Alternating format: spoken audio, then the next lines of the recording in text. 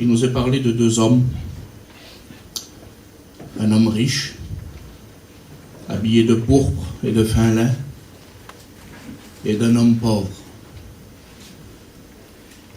Je me suis arrêté sur cet habit qu'avait ce riche-là. Le pourpre, c'est symbole de royauté, symbole d'une alliance, symbole de sainteté. Quel bel habit. Et le fin lin, nous le savons à cause du livre d'Apocalypse, nous représente les œuvres justes des saints. Quel beau symbole cet habit pour nous ce matin. Et il y avait là un autre homme, un pauvre, avec rien de tout ça. Mais vous connaissez l'histoire, voilà que les deux viennent à mourir. Et celui qui avait le bel habit est parti loin de Dieu. Et Lazare, lui, qui était vu comme pauvre, est parti près de Dieu. Et voilà ce que l'Ancien disait, regarde, il dit, ça ressemble à ces deux églises dans l'Apocalypse.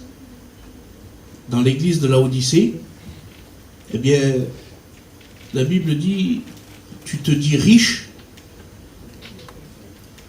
mais tu ne sais pas que tu es pauvre, misérable, nu. Et dans l'église de Smyrne, un peu plus haut, Apocalypse 2, il va dire, tu es pauvre, quoi que tu sois riche. Et j'ai vu le contraste entre les deux, ça me fait penser, je dis, regarde, oui c'est vrai. Et voilà la pensée que j'ai eue. Ce que nous disons en réalité, ou ce que nous faisons, eh bien, ne détermine pas ce que nous sommes. Parce qu'il y en a beaucoup qui parlent, il y en a même qui font beaucoup. Mais ce qui révèle notre identité, eh bien, est-ce que ce n'est pas le feu de l'épreuve ? Quand on est éprouvé, est-ce que là, notre identité n'émane pas de nous ? Quand on est dans la tempête de l'adversité, quand ça devient compliqué, est-ce que c'est pas là que notre caractère profond ressurgit ? Est-ce que ce n'est pas à travers nos racines que l'on peut voir notre fruit ? Est-ce que ce n'est pas à travers ce que l'on vit dans l'intimité qu'on peut voir à l'extérieur ? Les choses ne peuvent pas n'être que de l'apparence, pas dans le monde chrétien. Dans le monde chrétien, c'est la seule chose qui règne, c'est la vérité. Nulle part ailleurs, c'est comme ça. Mais dans le royaume de Dieu, la vérité règne. Alors, comprenez voilà sur quoi je voudrais me lancer, le tremplin de ce matin. Et le Seigneur m'a donné à voir dans l'Ancien Testament, et je voudrais qu'on soit ensemble, que vous me suiviez, je voudrais être simple, et que vous compreniez véritablement le fond de ma pensée que le Seigneur m'a donné. On peut voir dans 1 Roi 6 que Salomon a décidé de construire une maison à l'Éternel. C'est un bon souhait. Et je voudrais qu'à travers tout ce que je vais vous dire, bien sûr qu'il faut rebondir pour nous. Parce que si je vous laisse que de l'histoire qui s'est passée il y a 3000 ans, vous allez dire ça ne nous concerne pas. Mais regardez, à chaque fois que j'avançais dans la lecture, je dis Seigneur, j'en avais parlé un peu dans le jeûne et prière, ce temple-là que Salomon a construit, ça me fait penser à ma conversion, moi. J'ai décidé un jour d'être le temple du Saint-Esprit, comme vous. J'ai décidé d'être l'habitation de Dieu. Et on peut voir dans 1 Roi 9 qu'il y a un avertissement. Dieu est d'accord, voilà, le temple est terminé. Mais il va l'avertir, il dit, voilà, je suis d'accord avec ce que tu as fait, je suis avec toi. Mais sache que maintenant, il faut bien agir. Il faut faut être digne de la vocation, je dis avec mes mots. Et il va y avoir un avertissement. Si tu fais bien, tout ira bien. Mais si tu viendrais à faire mal, il dit, sache que ça passera pas. Ça passera pas. Alors c'est un homme averti qui vient, on va dire, un homme averti, une femme avertie qui vient de se convertir. C'est bien. Nous, tout le Nouveau Testament nous appelle à nous sanctifier. Parce que quand on est sanctifié, quand on est en communion, quand on est en relation, tous les jours, avec notre Père qui est dans le ciel, c'est facile de s'éloigner du mal. Moi, quelqu'un qui vient, un frère, une sœur qui viendra faire mal, je ne le juge pas, je sais juste qu'il n'est plus en communion avec le Seigneur. C'est normal. Parce que quelqu'un qui est en communion, il est obéissant et il s'éloigne du mal. Mais dites, est-ce qu'on est là pour jouer au parfait chrétien ce matin? Je vous le dis pour vous mettre à l'aise, je suis loin de cela. Je suis loin de cette idée de moi. Je sais qui je suis. Je sais qui je suis. On a besoin de savoir qui on est. Parce que si on sait qui on est devant Dieu, alors on ne regarde plus à ce que les autres vont dire de nous. On regarde à ce que Dieu dit de nous. Est-ce que c'est pas là le plus important? Vous savez, dans 1 Roi 11, il va y avoir une catastrophe. Le grand roi Salomon va abandonner Dieu. Et de là va découler un grand désastre. Son cœur a été mélangé. Il s'est mis à aimer ce qu'il devait s'éloigner. Il a décidé de ne faire qu'un avec des choses qui étaient contraires à son Seigneur. Est-ce que ça peut arriver dans l'Église? Parce qu'il y a des anciens parmi nous, il y a des vieux et des vieilles chrétiennes. Est-ce que ça peut arriver? Est-ce que les enfants de Dieu peuvent être attaqués par du mélange? Salomon a été attaqué par du mélange et de là, il y a une grande catastrophe qui va arriver pour une longue période. Ça rigole pas. C'est du sérieux. Alors j'ai pris quelques exemples pour nous faire comprendre que depuis l'aube des jours, le diable attaque. Rappelez-vous Ève, dans le jardin. Elle a été tentée par la voix du dehors. Il n'avait rien à faire dans le jardin, là, le serpent. C'était du dehors. Et je voudrais vous dire que dans l'Église, il y a trop souvent la pensée du dehors qui vient nous atteindre. Parce que nous, la seule voie que l'on doit suivre, c'est la voie du berger. C'est ce que dit Jésus. C'est pas ce que nous disent les gens modernes du dehors. C'est pas ce que nous disent certains frères mal intentionnés. C'est pas ceux qui disent faut faire avec les choses du dehors, on est obligé.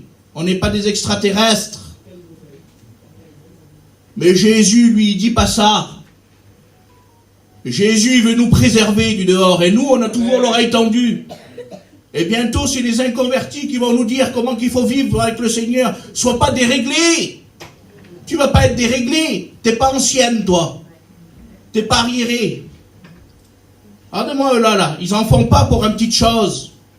Un peu, une mouche dans l'huile d'onction et elle fait tourner. Il faut pas grand-chose pour dévier. Il faut laisser un petit peu notre oreille tendue vers le dehors pour qu'ils nous disent de quelle manière il faut s'habiller, de quelle manière il faut penser, de quelle manière il faut agir.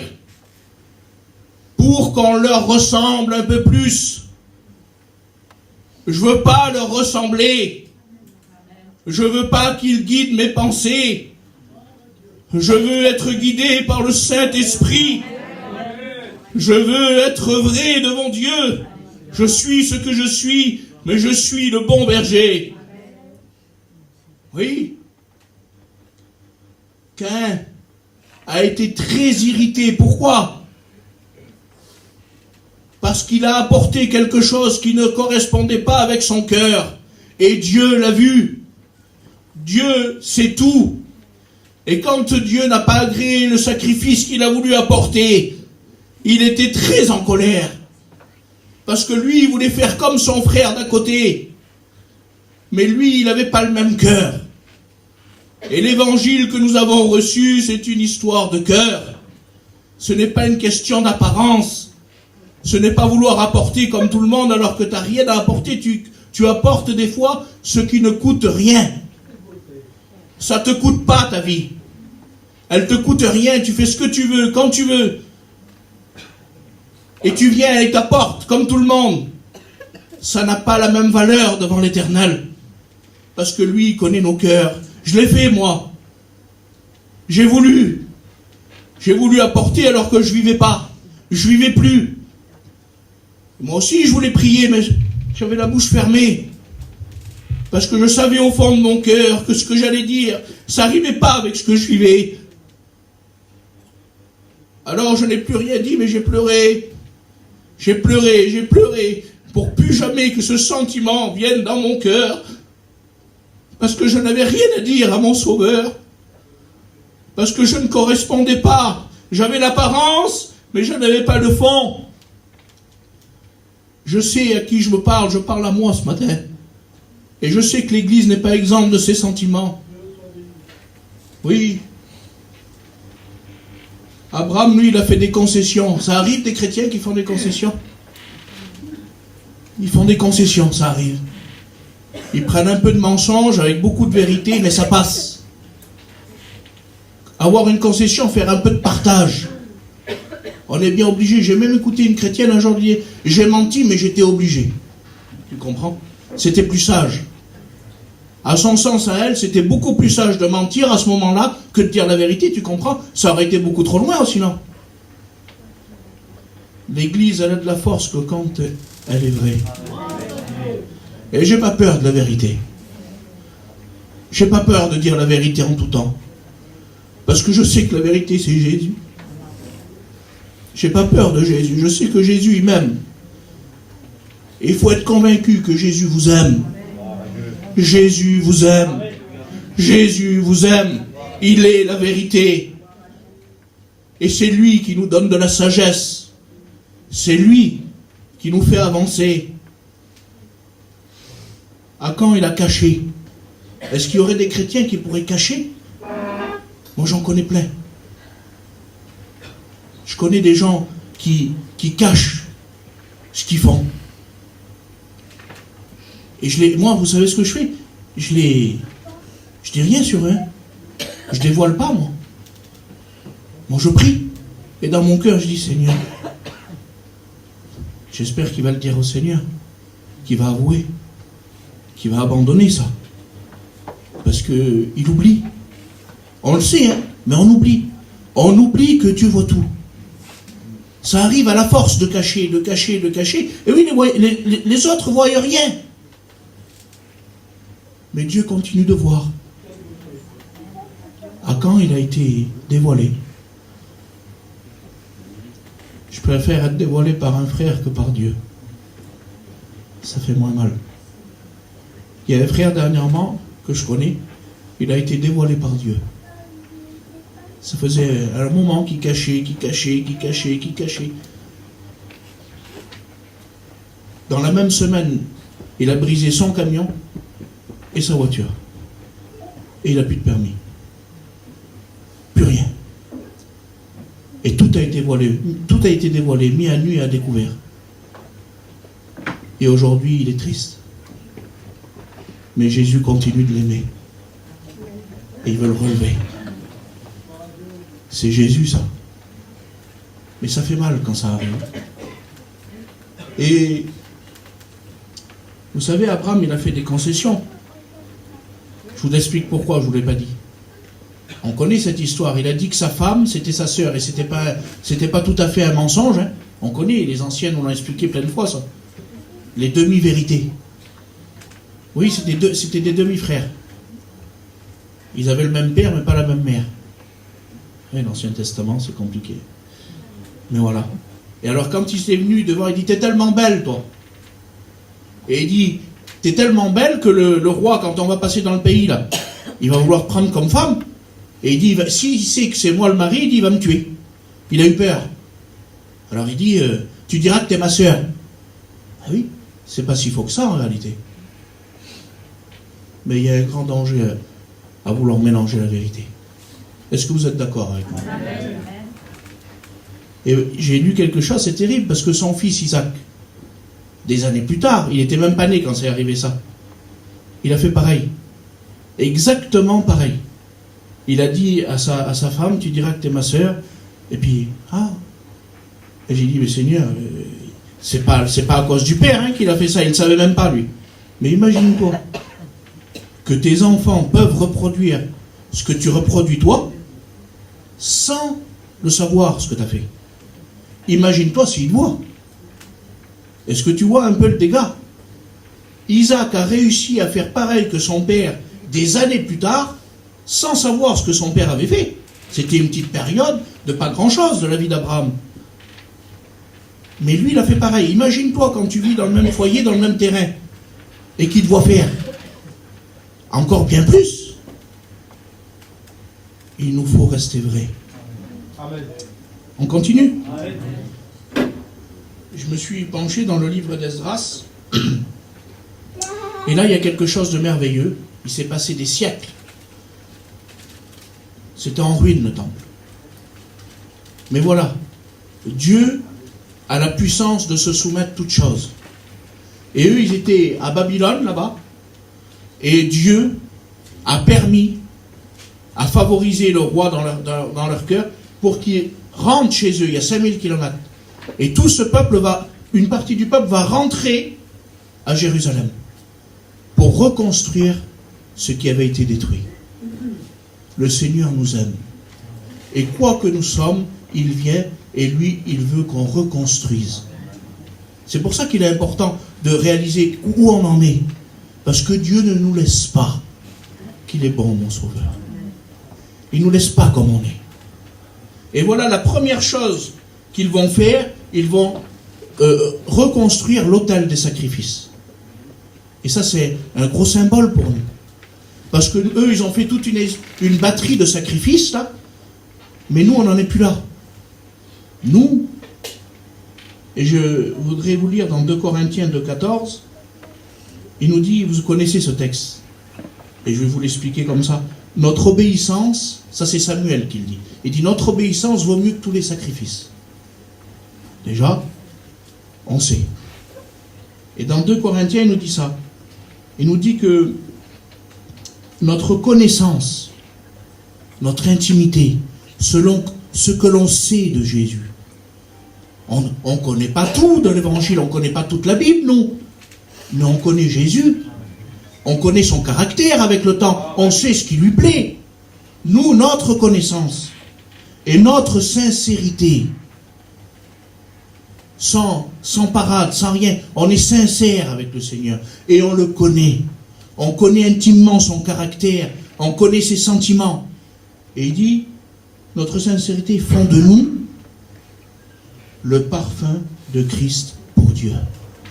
Les sacrifices de bonne odeur, ils sacrifiaient pour qu'il y ait une bonne odeur aux yeux de Dieu, au nez de Dieu. Je voudrais vous dire que c'est nous le parfum.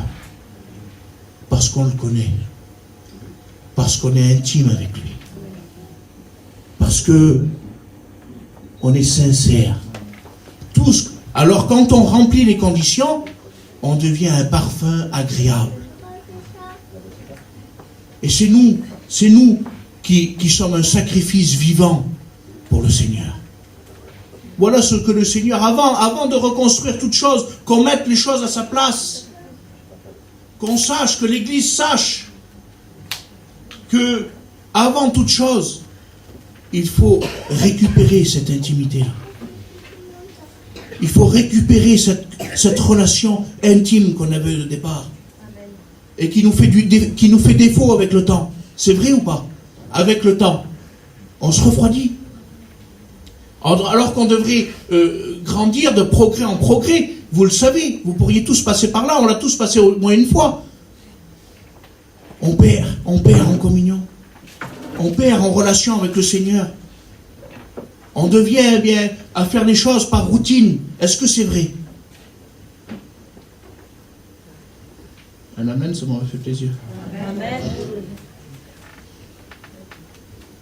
Nous, on se sanctifie par amour. C'est vrai ou pas?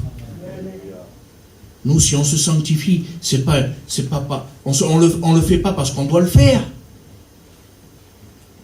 Si tu pries pas, ou si tu pries très peu, si tu parles très peu à Dieu, c'est le moment ce matin de dire pourquoi alors? Pourquoi je suis une chrétienne et que je prie pas? Pourquoi je suis un chrétien et que je prie pas alors? Pourquoi je ne la lis jamais la Bible, moi? Pourquoi? Il faut regarder si nous remplissons les conditions pour être ce parfum-là. Pourquoi on ne se sanctifie plus alors? Pourquoi c'est beaucoup plus simple de parler un petit peu plutôt que d'agir? On s'est réunis, on a bu un café, on a parlé un peu du Seigneur. Arrête de parler de Dieu et parle-lui à lui tout seul. Parce que là, il va te guider. On pourrait parler, nous les serviteurs, on parle beaucoup, on pourrait se mettre là et prendre des sujets et des textes et du hébreu et du grec et chercher dans la Bible et puis parler pendant des heures. Mais ça ne vaudra jamais un moment tout seul entre moi et le Seigneur. Parce que là, c'est lui qui m'enseigne. C'est plus moi qui enseigne les autres, c'est lui qui m'enseigne. Si tu n'es jamais enseigné, parce que tu passes jamais du moment à côté, comment tu vas faire pour être cette bonne odeur? Mais c'est des logiques implacables, hein. Et ça, c'est des choses, c'est les rudiments élémentaires. Mais combien qu'on en a besoin, il faut dire la vérité. On se demande pourquoi ça n'avance pas. Pourquoi ça reste toujours pareil? Qu'est-ce qui se passe? Mais si l'Église ne prend pas soin de remplir les conditions que le Seigneur lui demande, alors les choses n'avancent jamais. Et le peuple, là, il a mis la première des choses, c'était ça. Il fallait récupérer. Il fallait se sanctifier. Et la deuxième étape, c'est que ils ont posé le fondement du temple. Et je voudrais vous lire dans la parole de Dieu 3 textes que j'ai regardés par rapport au fondement merveilleux. Ça se trouve dans Ésaïe 28, 16. Et voilà ce qui nous est dit. C'est pourquoi ainsi parle le Seigneur l'Éternel. Voici, j'ai mis pour fondement en Sion une pierre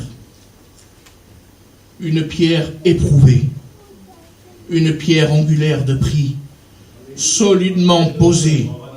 Celui qui la prendra pour appui n'aura point hâte de fuir. Nous ne sommes pas de ceux qui partent, nous sommes de ceux qui restent, parce que le fondement qui nous avons été établi dessus, c'est le Christ. C'est Jésus-Christ, le Fils éternel de Dieu. Nous sommes de ceux qui avons pour appui et pour fondation Jésus. Regardez ce qui est dit dans 1 Corinthiens 3, 11. Car personne ne peut poser un autre fondement que celui-là, celui qui a été posé, savoir Jésus. Personne ne peut construire une vie chrétienne s'il n'y a pas Jésus à la base. Mais Jésus, lui, c'est la voix du berger à l'intérieur. C'est pas la voix du dehors. Il n'est pas soumis au siècle présent, lui. Lui, il est de toute éternité et il ne change pas. Il n'y a rien qui le devance. Il n'y a rien qui le freine. Il est partout. Et il est tout.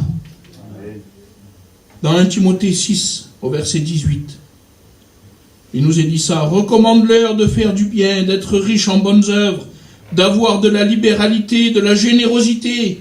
Tu leur diras, Timothée, et de s'amasser ainsi pour l'avenir un trésor placé sur un fondement solide, afin de saisir la vie véritable.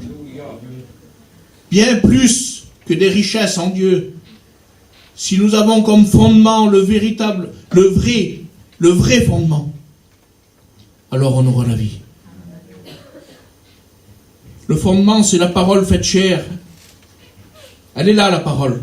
Si ton fondement, c'est pas la Bible, si tu te réfères pas par rapport à ça, si tu te réfères à ce que tu as écouté sur un réseau, si tu te réfères à la majorité de ceux qui t'entourent, tu vas te perdre. Tu n'iras pas au ciel. J'irai pas au ciel. Si j'arrête de regarder, de plonger mes regards là-dedans pour me dire, Seigneur, comment je dois agir, comment je dois réagir face aux circonstances, face aux situations, qu'est-ce que je dois renoncer, qu'est-ce que je dois mettre dans ma vie, si j'arrête de lire, je me perds. Alors je t'encourage à prendre cette parole-là et la serrer fort dans ton cœur, à plonger tes regards à l'intérieur. Qu'est-ce que tu veux de moi, Seigneur? Qu'est-ce que tu as à me dire? Je ne veux pas me perdre, Seigneur. Parce qu'à la force d'écouter, à la fin, je ne sais même plus ce que tu dis, toi. Bien plus que n'importe quel pasteur de la mission, ça ne vaudra jamais un mot de Jésus qu'il y a dans la Bible. Parce que chacun dit la sienne. Est-ce que c'est vrai? On est des chrétiens aujourd'hui. C'est pas vrai, vous n'avez pas écouté, vous? L'autre pasteur, il dit, il faut vivre comme ça. L'autre pasteur, il dit, non, il ne faut pas faire ça. Alors, qu'est-ce qu'il faut faire alors? Dis-moi-le, toi. Ah, dans la même assemblée, des fois, on n'est même pas d'accord, là, comment il faut vivre la vie de Dieu. Moi, je vais vous dire, faites pas ça, l'autre, il va dire, faites-le. C'est rien, ça. Ah oui, alors, comment on va faire? Vous allez vous perdre. Parce que vous savez quoi? C'est des opinions humaines, ça. Tu me dis quoi, toi? Où c'est écrit? Je voudrais faire comme les Béréens, moi. C'est bien, je voudrais que vous me le dites à moi. Quand je viens vous voir. Où c'est que c'est écrit, ça, mon Jephté? Dis-moi le voir, où c'est que c'est écrit, ça que tu dis là? Parce que je voudrais le méditer, parce que tu me dis qu'il faut que je change. Ah ben oui, mais quand tu dis à quelqu'un qu'il faut qu'il change, il faut de la force, hein? Ah, il faut que ça pèse. Tu viens, toi, tu me dis qu'il faut que je change toute ma vie, toi. Alors, dis-moi où c'est que c'est écrit, ça. Et si je te le dis, et que tu le fais, on n'a pas gagné tous les deux? On n'a pas gagné le ciel tous les deux? On n'est pas sûr, on n'a pas de l'espérance qui vient dans notre cœur? On n'est pas fort pour prier ensemble pour ceux qui sont du dehors? Oui, mais pour ça, il faut qu'il y ait le fondement. Hein. Il faut arrêter avec les pensées du... L'autre, il a dit, l'autre, il m'a dit, l'autre, il a dit... L'autre... Arrêtons avec tout ça. Si on dit ce qui est écrit, on ne va pas se tromper. Hein. Et il y a des fois, moi je le sais que ça ne va pas te plaire.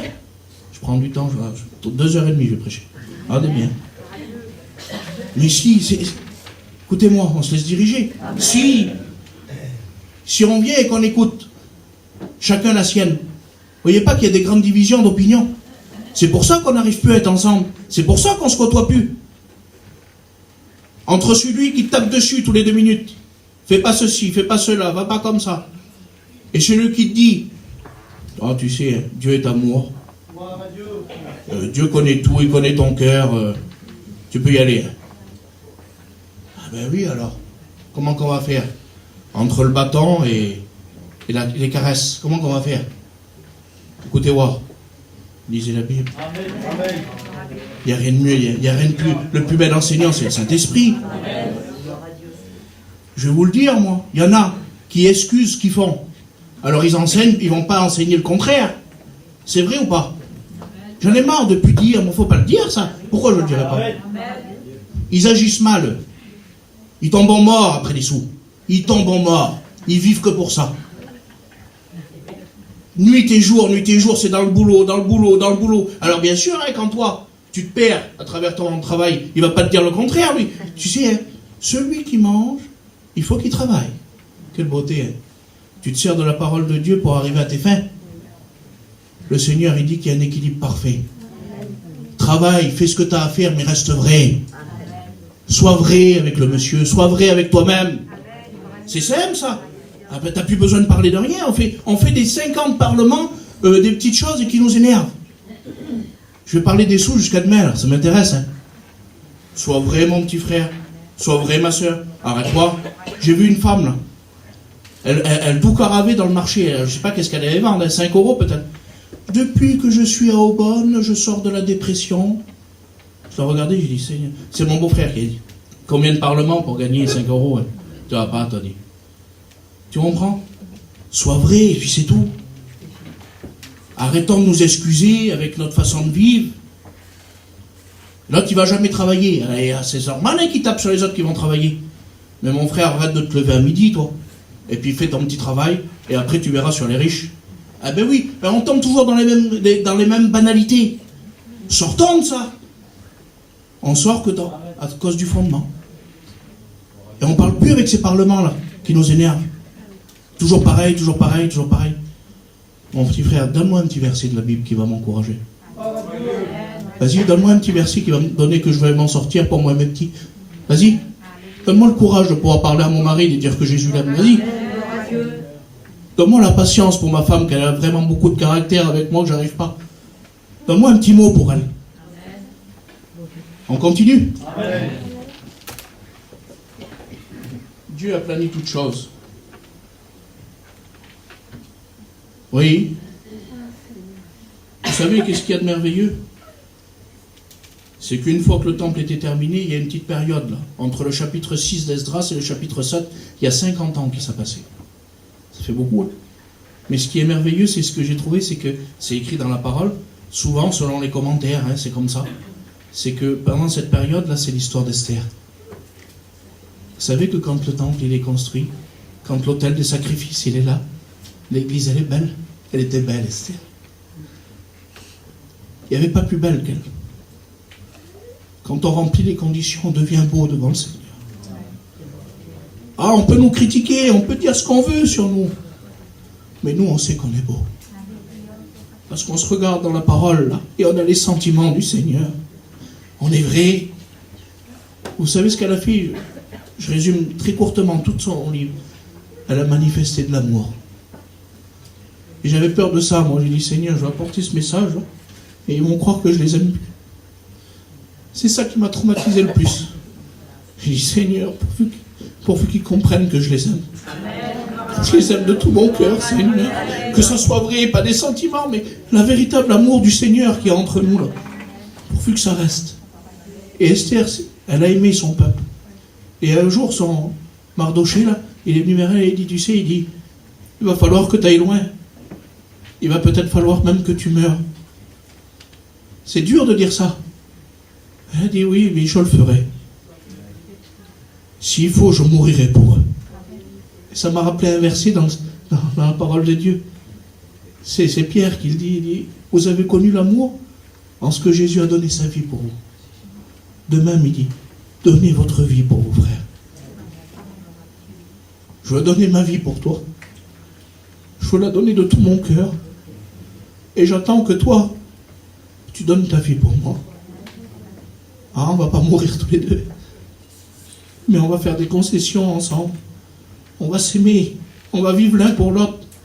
On va être un solide assemblage, comme dit la Bible. On va s'aimer.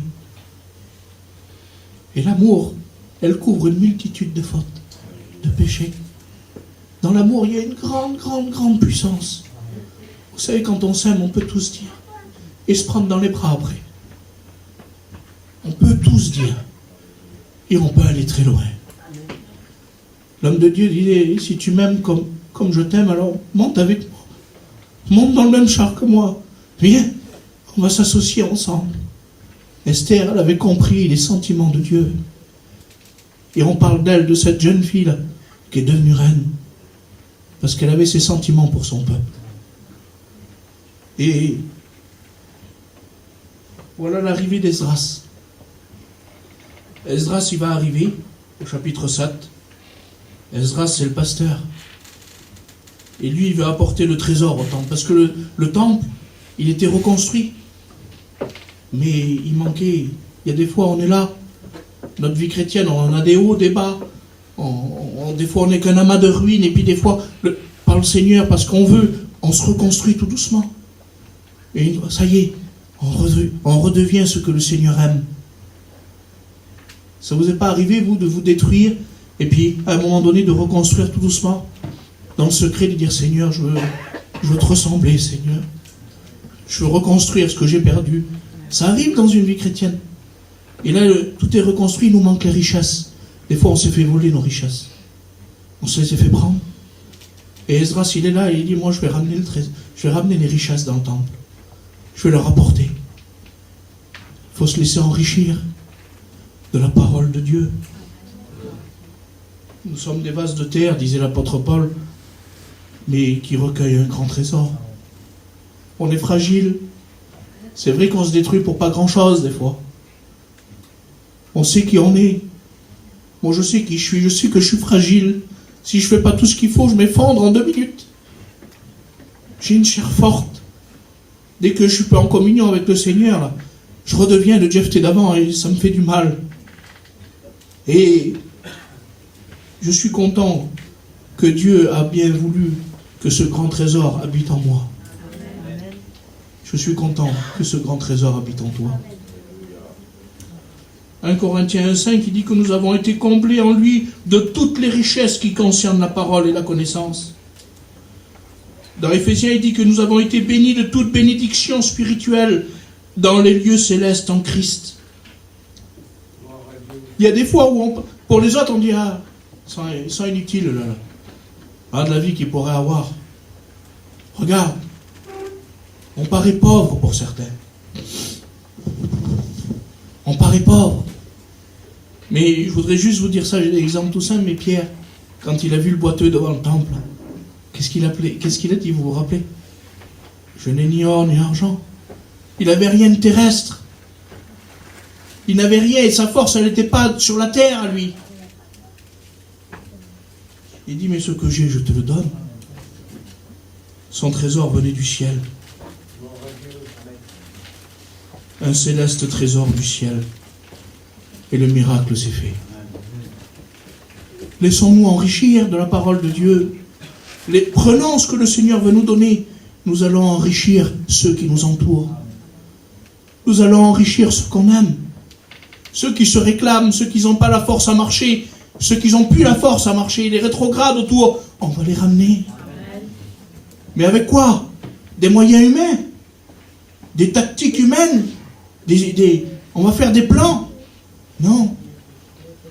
On va venir avec la richesse que le Seigneur nous a laissée. Ceux qu'on a laissé mettre au fond de nous, ils disent, ce que j'ai, je te le donne.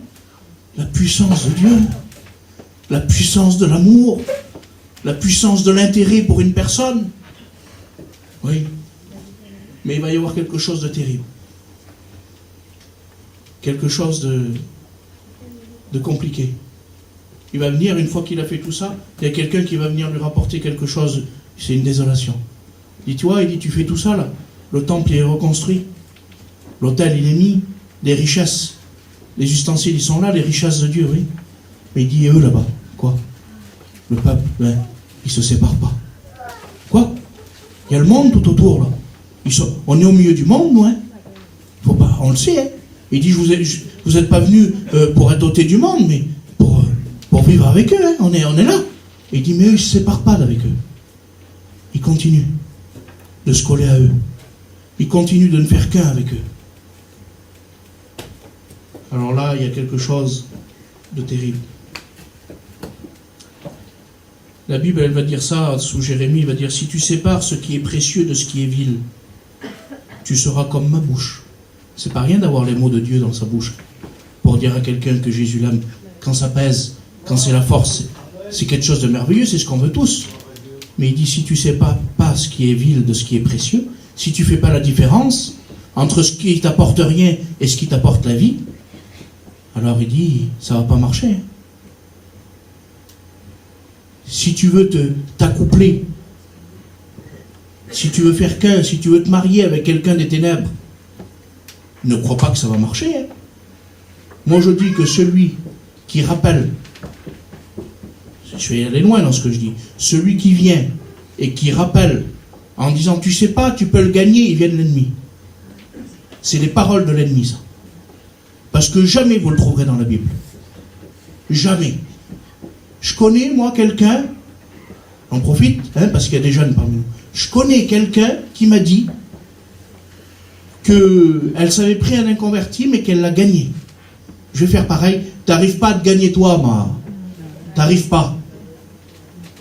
Tu sais même pas si tu vas arriver jusqu'au bout toi. Tu crois que tu vas avoir la force de le gagner à lui. Rempli de ténèbres. Mais où c'est qu'on va? Quelle grande opinion nous avons de nous. Rappelez-vous qu'on est des vases de terre, c'est l'apôtre Paul qui le dit. Tu es un vase de terre et tu crois que tu vas renverser tous les ténèbres, toi, tout seul. Surtout que la femme elle doit être soumise à son mari, tu as gagné là. Là c'est bon, c'est impeccable. Mais réalisez. Et ça c'est le côté humain, mais il y a le côté spirituel. T'as qu'à vouloir toujours faire qu'un avec les choses du monde. Tu vas voir. Tu vas voir ce qui va se passer. Tu vas te séparer de Dieu. Hein, tu vas être uni avec le reste. Mais Dieu va se séparer de toi. Vous voulez baser votre vie sur une désobéissance et croire que ça va passer. Il y a une multitude de textes. Il y a des anciens qui connaissent la parole mieux que moi là. Du début de la Genèse jusqu'à la fin de l'Apocalypse, il est dit des dizaines et des dizaines de fois qu'il ne faut pas avoir de relation avec les ténèbres. T'es qui toi? Qui je suis moi pour avoir des relations avec les ténèbres? Pour qui que je me prends? J'ai voulu le faire, hein. J'ai voulu rester flirter avec les ténèbres, moi, tout en étant chrétien. Ça j'ai le droit, ça j'ai pas le droit, ça je peux, ça je peux pas. J'ai essayé de me faufiler comme une anguille. Je l'ai payé cher. Hein. Il a fallu que je m'arrête, que je demande pardon. Parce qu'il n'y avait pas de solution pour moi. Il n'y a pas de solution pour celui qui ne se sépare pas. Pour celui qui veut toujours les commodités mondaines. Pour celui qui paye le prix pour avoir ce qu'il faut. Il n'y a pas. Je ne parle pas des affaires, moi. Comprenez-moi bien. Je voudrais bien me faire comprendre. Je parle du spirituel, moi. Comprenez? Si dans le spirituel, tu veux flirter toujours avec le monde, si tu as l'occasion de dire, si tu as l'occasion de dire à ton mari, je veux pas y aller en voyage, moi, et que ton mari, tu sais qu'il va t'écouter, et que tu vas quand même, c'est qui est en tort? Qui c'est qui est en tort? Moi, je fais que le dire à ma famille. C'est toi qui es en tort. Pourquoi? Parce que tu aurais pu faire qu'il n'y aille pas. Et tu as dit, alors on n'a qu'à y aller quand même, hein. Tout le monde y va. Allez-y alors, continuez, vous allez voir comment vous allez les gagner. Vous voyez pas que ça avance pas? Comprenez-le. Mais pas que vous. On dirait que je vous vise à vous. Le monde entier, c'est comme ça. L'Église universelle, elle est prise par la même adversité, par les mêmes problèmes. On n'est pas exempt. Pas plus vous que les autres, mais pas moins non plus. Vous êtes pareils, on est tous les mêmes devant l'adversité. On sait ce qu'on a à faire. On sait le combat qu'on a amené. Et eux, ils ne faisaient pas. Ils ne faisaient pas. Ils ne voulaient pas se séparer. Pourtant, regarde, l'œuvre de Dieu, regarde comment que Dieu surabonde sur toi, la grâce, elle surabonde sur toi, regarde. Le temple, il est reconstruit, l'autel, il est là. Et non. Il leur manquait quelque chose, et c'est Néhémie. Je coupe vite, parce que je ne veux pas vraiment, je suis déjà long. Néhémie va venir 13 ans plus tard, lui. Tous dans le même pays, le voilà de l'exil encore. Il est 11h30, il n'est pas tard, hein? On va finir. Néhémie veut reconstruire les murailles qui servent à protéger.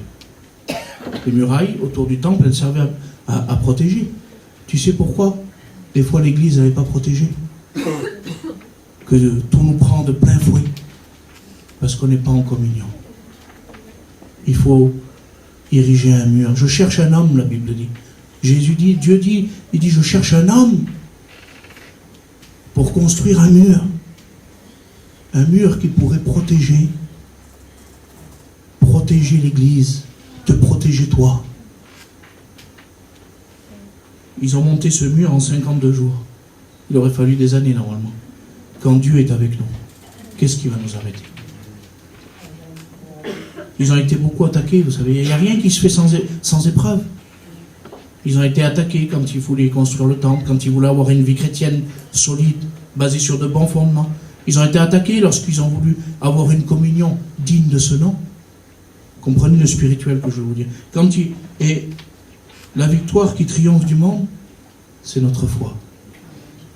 Ce qui va te faire triompher, c'est ta foi. Est-ce que tu le crois que ta foi va triompher du monde? elle va triompher du dehors, ta foi. La prière fervente du juste a une grande efficacité. Si tu continues de prier, tu verras la volonté de Dieu, tu verras la gloire de Dieu. Si tu te mets dans le secret, si tu te mets à part, si tu te sépares de ce qui est vil, et que tu continues de garder tout ce qui est précieux, tout ce que le Seigneur veut mettre dans ton cœur, tu sauras faire les bons choix. Amen. Vous savez, une fois que tout ça a été fait, le peuple était là, les murailles étaient reconstruites, le temple était là, l'autel était là, la vie chrétienne bien solide, avec tout. Esdras, il a lu la loi pendant un bon long toute la journée. Vous savez que la loi, hein, je l'ai bien compris quand Nessim il a prêché, ça a été vraiment pour moi, ça m'a ouvert les yeux terribles. Il dit la loi elle est faite pour qu'on comprenne qu'on est pécheur. Et lui il faisait lire la loi. Ils ont compris à ce moment-là et ils ont pleuré. Ils ont pleuré. Ils ont vu qu'ils n'étaient pas peut-être à la hauteur, tout ça. Et ils ont fait que pleurer. Mais Esdras il disait ne pleurez pas.